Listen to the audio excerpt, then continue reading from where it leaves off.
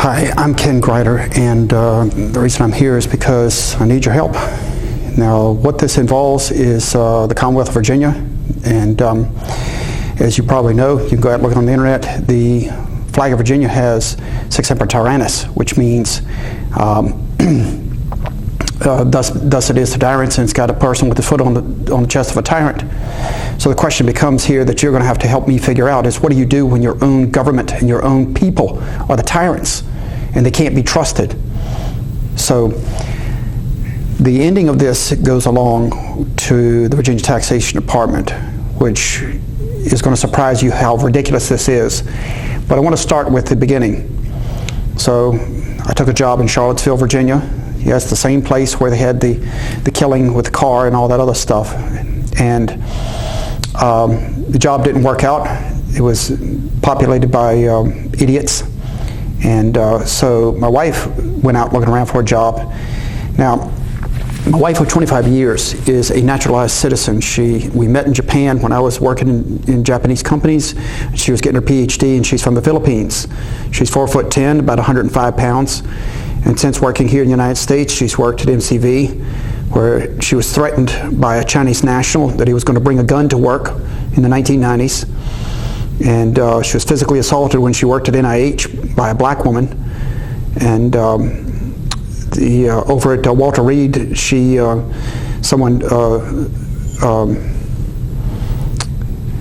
of his name in just a second, this guy over there attempted to plagiarize her work. And so in spite of that, she did obtain a patent in epilepsy for her work with the Army on the civilian side at that time. So she went to an interview with Manaj Patel at the University of Virginia, and he said he had a grant from NIH with the help of a guy named Dr. Bertram over at UVA. So it's for 4 years, and it's about 300 and some thousand per year. And so University of Virginia started off right here, this job offer on April 3rd, 2012. And here's the document. Now, everything I'm going to say in this video here is documented. So, and it's in your packet that you can see. So now on page 2 of this employment contract, it specifically says, and watch this, this is important to a distinction right here, because in research you don't jump around and do whatever you're feeling like because of the grant, because of the research. Is very specific. When you get a pill, that's because there's been a long string of very specific and narrow and focused research done on some illness that you have, and that pill is supposed to address that specific problem. It doesn't do side things unless it happens to be something somebody accidentally stumbled onto. So in this case, and that's just the secondary uses of drugs, but that's a separate point. When you're researching, you stick to what it is you said you're going to do. So this contract says that my wife will make electrophysiological recordings from neurons within brain slice preparations obtained from rats. Brain slices of rats. That's what she's hired to do. Now, why that matters is because in that first month there, Manaj Patel put her on calcium channels research. Well, I have here the grant itself. And so in this grant, it says here, Craig Stewart, Director of Office of Grants and Contracts, overseeing this thing, and for the project and everything. When you look at this right here, you will see on the second page the amounts. It says $325 for each year. So that's over $1 million. It's about $1.2 million, $1.3 million, really, when you get down to it. And then you go back here to the administrative person, and you see Robert Mirage, I should say, and again, Stuart Craig. Their contact information is on page 3 of this. And then on this page right here, this is the one that matters. So this is page 2 of the reporting of the grant for this particular, page 2. This is the second year report that I pulled from the NIH site. I have this in my hands because I sent a FOIA to NIH, so, and they told me how to find this. So here you see Bertram. Bertram helped Manaj get this grant and at UVA, And then right here, you see my wife listed, postdoc fellow. So, also equally important right here, project title, sodium channels in neuronal excitability in chronic limbic epilepsy. Years of research in epilepsy. Years of research, hands-on neurophysiological research. Epilepsy, that's the grant. $1.2 million, 4 years. And so that's why you have sodium channel brain slice. That's where these two come together, the grant and the contract, the employment contract. So NIH knows that she's the one.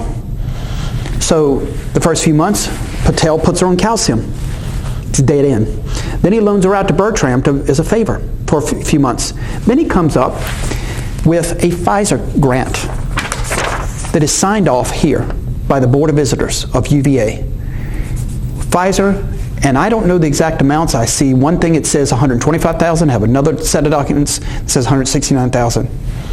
I'm not really sure what difference it makes.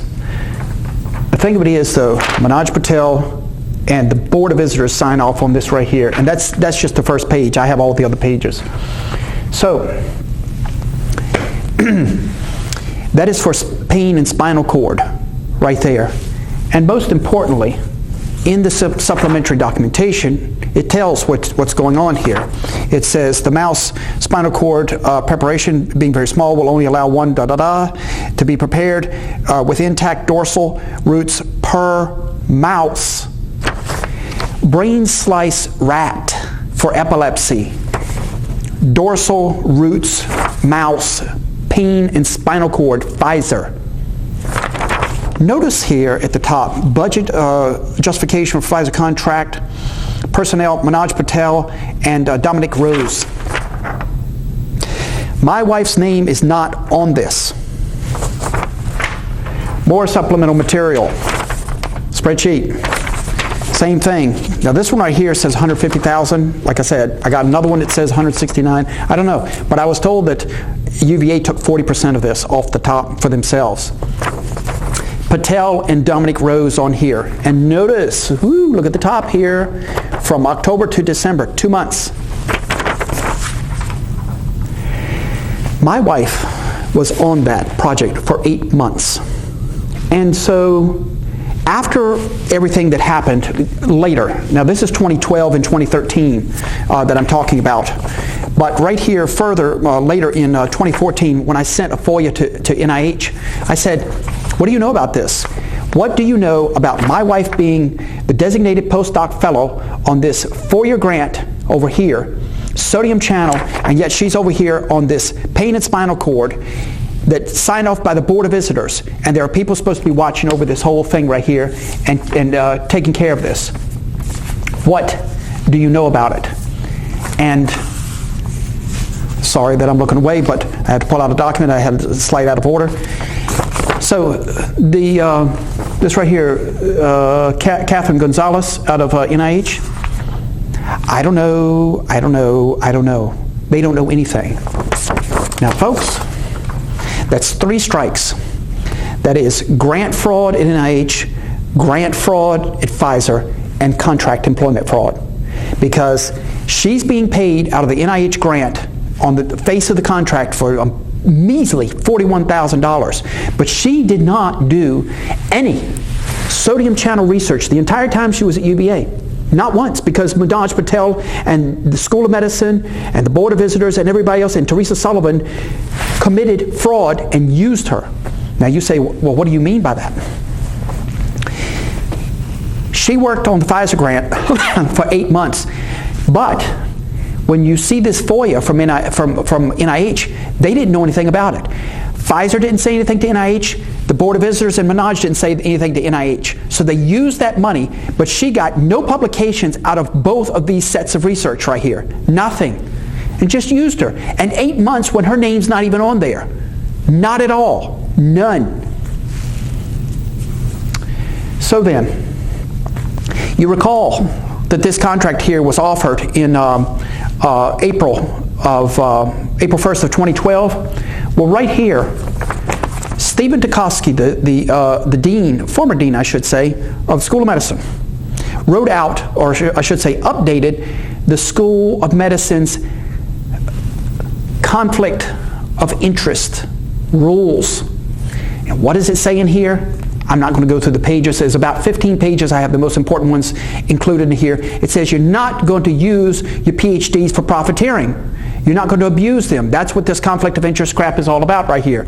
So why that matters is because, in addition to what I've already told you, Manaj Patel brought 2 friends from Italy to work in the laboratory, and they did not work on the Pfizer contract, they did not work on the NIH contract, they didn't do any contributory work, they did little projects, and Patel gave them each $9,000. Well, where did he get the money from? My wife is not getting the money from the Pfizer contract at all. So then,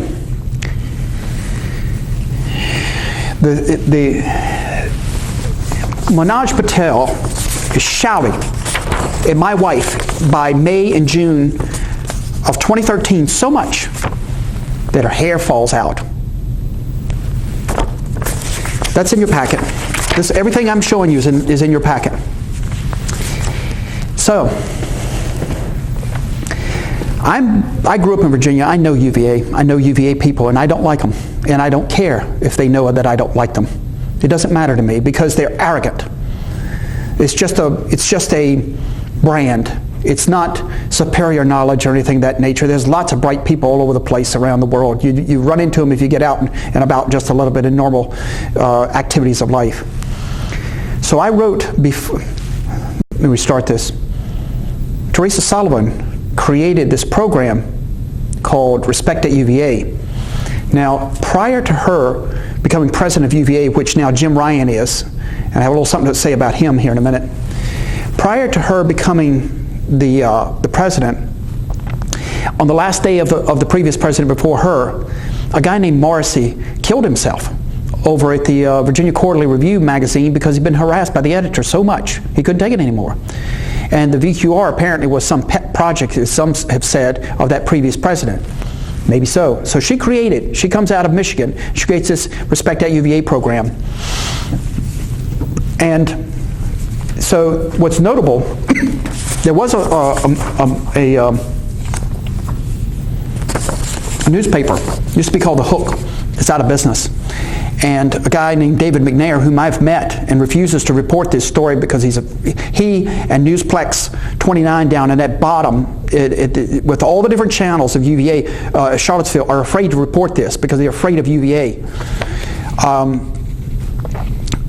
This newspaper, David McNeil, wrote an article in February of 2012. Again, conflict of interest here was done also, let's see here, February 2012 by Dikoski, who's now, by the way, he's down at the University of Florida. He went over to Pittsburgh, he's down at the University of Florida, and he's not a dean down there either. You can look him up in the Department of Neuroscience. All that information, by the way, all the people that I mentioned are on a list that's included in the documentation, and all of the people that I'm sending this to, the FBI, the Inspector Generals for the Health and Human Services, the Inspector General for NIH, who oversees these grants, and the different news media, the Wall Street Journal, Bloomberg, and all the rest of you guys, New York Times, all of you guys, all of your names are listed in here is who's been contacted on this matter, and what I want is coming up in this video.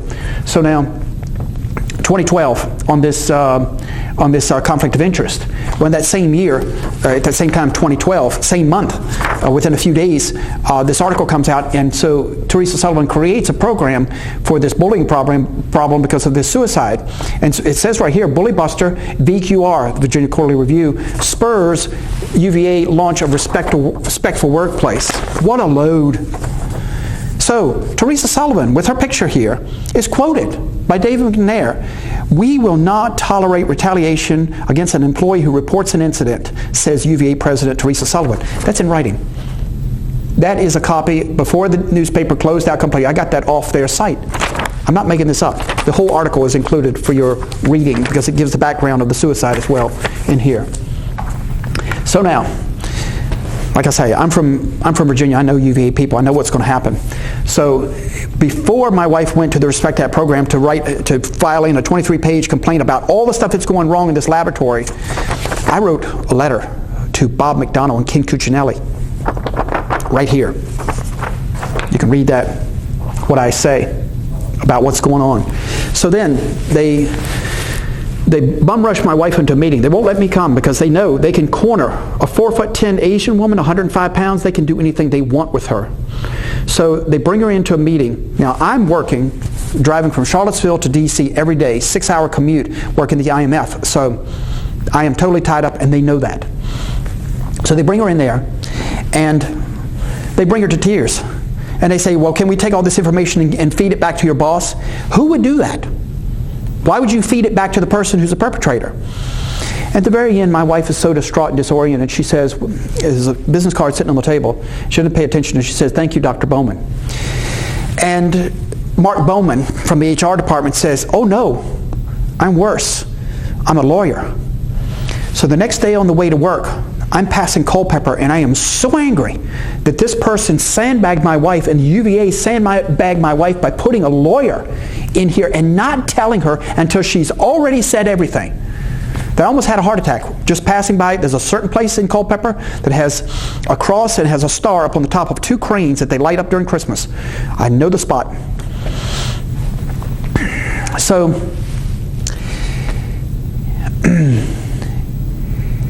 Bowman is from Michigan, and it turns out that he is a lawyer in Michigan, but he's not a lawyer in Virginia.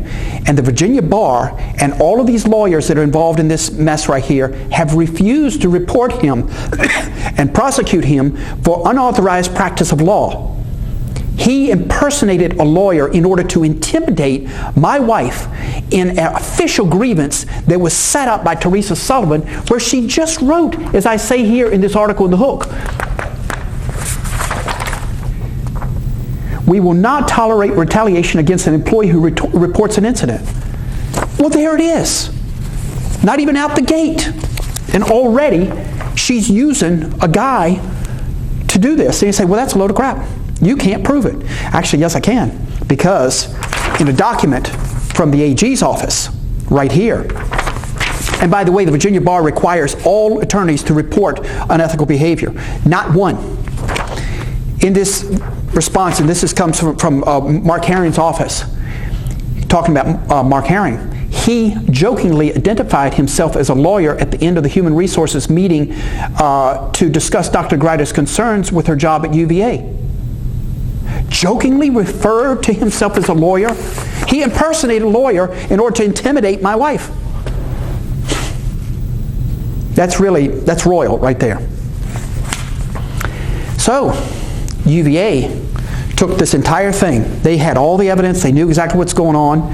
And Susan Karkeek, who is now HR over at VCU under Rao in Richmond, Virginia, and the dean obviously had to approve this, Dukoski, and Teresa Sullivan, and Lynn Fleming, their attorney, with the help of Ken Cuccinelli and Bob McDonnell at the AG's office level.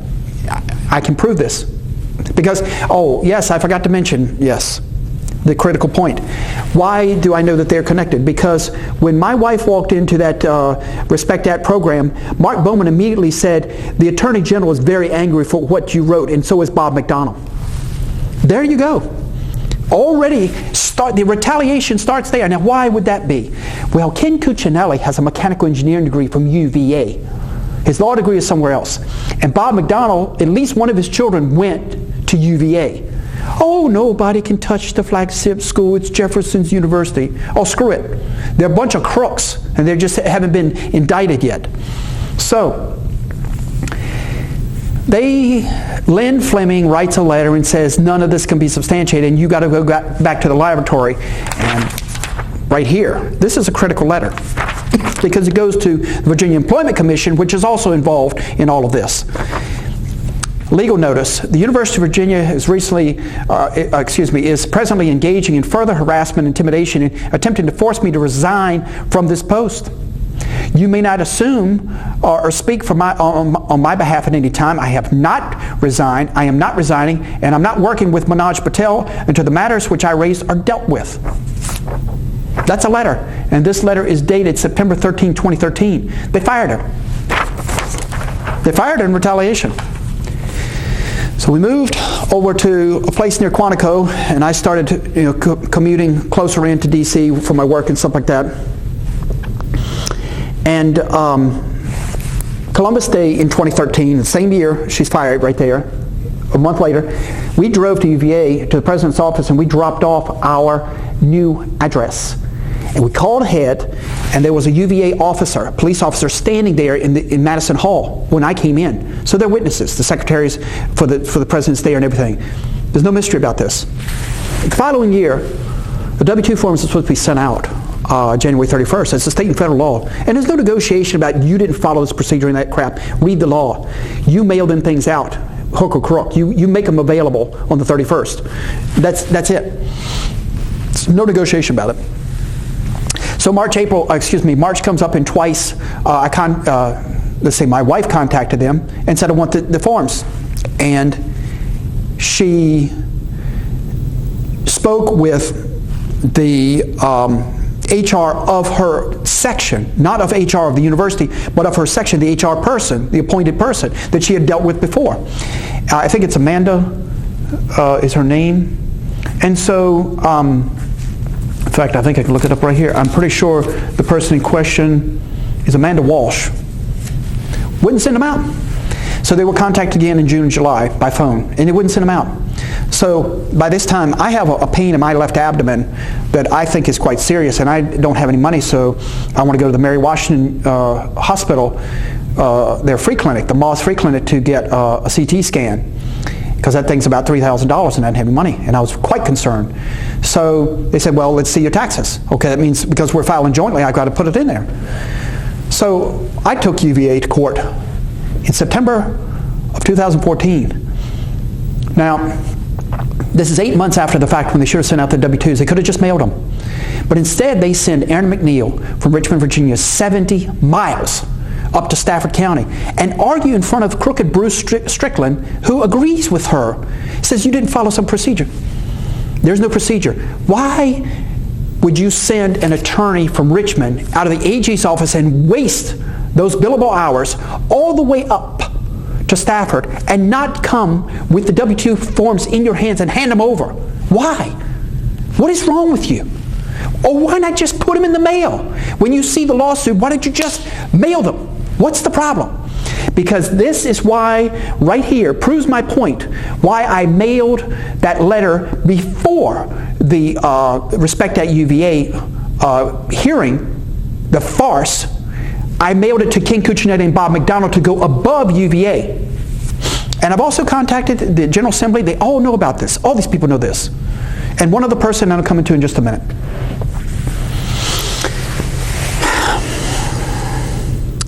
So, the judge refused to force UVA to give my wife her W-2 forms. So, outside the courtroom immediately, 2 minutes later, I said to Erin McNeil, why are you holding my wife's W-2s hostage? She said, maybe we can make a deal. Oh, so you're saying if I drop the $500 in damages, then you'll give me the W-2 forms? She said, yes. That is criminal attempted extortion right there. And Erin McNeil has had ample time to sue me if she thinks I'm lying about it. Where? Where's the defamation lawsuit for this? No, and the Virginia bar won't touch her.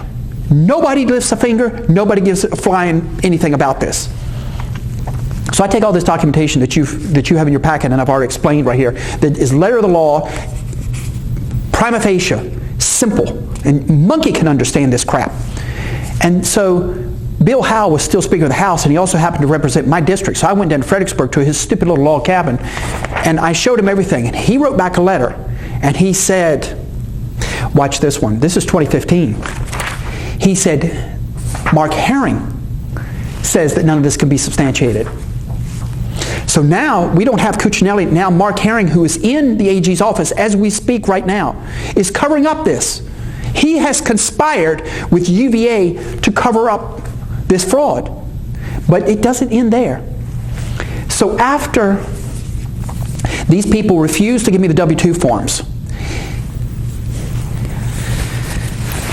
I've worked for about 36 years. I lived in Japan, so some of that time I was over there. All the years that I've lived in Virginia, I've always gotten a state refund, always. It's the way I set up my taxes on the W-4. When I'm hired with some company, I get a refund. It's not always something to write home about, but it's always there. This was no different in 2013, taxes. And yet, the state of Virginia, in April of 2017, says that I owe taxes. No, I do not. No, I do not. I've never owed taxes, ever. All the companies I work for are legit. I don't do any under-the-table crap. Number two, they said, you have penalties for filing late taxes. No, I do not. I took you to court, and you refused to give the W-2 form so we could file in a timely manner, and that was already 8 months after the deadline of January 31st. That was September. You did that. You went to court and pulled this maneuver, and then tried to extort me through your own attorney. But this, however, is excuse me, this is the Virginia Tax Department now conspiring with UVA, excuse me, and the AG's office. Now, why does that matter? Well, it matters in this case because it's bad enough that they have this audacity to fraudulently try to collect something that doesn't belong to them. They owe me money for this. And I'm coming to a good point on this. The two points you're going to love. This is not one document. This right here is a lien against my bank account. And this document is a federal Treasury offset lien. The state of Virginia, in 2017, is attempting to collect twice. Once for my, federal tax return, and once out of my bank account. Well, which is it? You can't collect twice, so what are you doing right here? And why are you collecting on something that you caused? UVA is the fault of this right here. So that's going on. So I contacted my bank, and I contacted the Treasury Offset Program and said, you go ahead, you try it. You touch that money and see what happens. You'll be defendants. Well, that was April, right? On these documents, you see them in your packet. Right here is a FOIA. And it's dated May 3rd, 2017, shortly after. I haven't heard anything back. They haven't answered the FOIA. And so, to jump ahead just a little bit, because I have a couple other things I want to say. This past December in 2018, my wife and I went from here down to Westmoreland's tax department. And we went to the customer service department and said, we want to talk to the supervisor. And I said, I want 3 things from you. Now you say, well, that's a load of crap. You did not. Oh, yes, I did. My wife and I went down there, and I'm not going to show you this name, but I'm going to show you the card and the seal of Virginia. Now, why this matters, yes, I know you just saw that phone number on there. If you stopped the video and you looked at it, just leave that man alone, okay? Because he doesn't know anything. He doesn't know what's going on. We went down there and I said, I want 3 things from you. I want the numerical calculations in gross detail for the last 3 years. Excuse me, the last 5 years, from 2013 out to 2018 of all my taxes. I want everything. I want it in gross detail. Second, I want the money, because you owe me for every one of those years. I've worked legitimate every time. And number 3, I want an answer to that FOIA. Ooh, silence, nothing. So they owe me a couple $1,000 at least for these years of back taxes. But they're conspiring with UVA to commit fraud and to help cover up all of this that's gone down right here. Now, I also went in early December down to UVA and I made a sign in a website, UVAFraud.com, and I listed out, I said that these people have destroyed my wife's reputation. And I took this 2-page document right here, which has my wife, the patent on it, and this basic information right here, these pictures. And I gave a brief explanation to the secretary of Jim Ryan. But before I went there at Madison Hall, I went across the street down in that bottom there where the rail goes through for the coal trains. I went to the Women's Center. I went there first and gave them a copy and explained what was going on. And then I went to the Madison Hall, and then I went down to the Newsplex and did the same thing. There was a woman inside sitting across the desk. I explained everything to her. Exact same scenario. A woman on the other side of the desk at a good distance from me, explaining, and gave them a copy, and that was it. So, not that day, and not until 2 weeks later, on the 25th anniversary of our marriage, did the UVA police call me up and say, well, the secretary of the president felt uncomfortable? I guess she would, and I guess all those lying, crooked jackasses would feel that way, given the fact that they are covering up fraud and have destroyed my wife's reputation and her ability to get research jobs anymore. And I'm going to come to that in a second. So, I filed a criminal complaint with the Bureau of Criminal Investigation with the state police the very next day. And I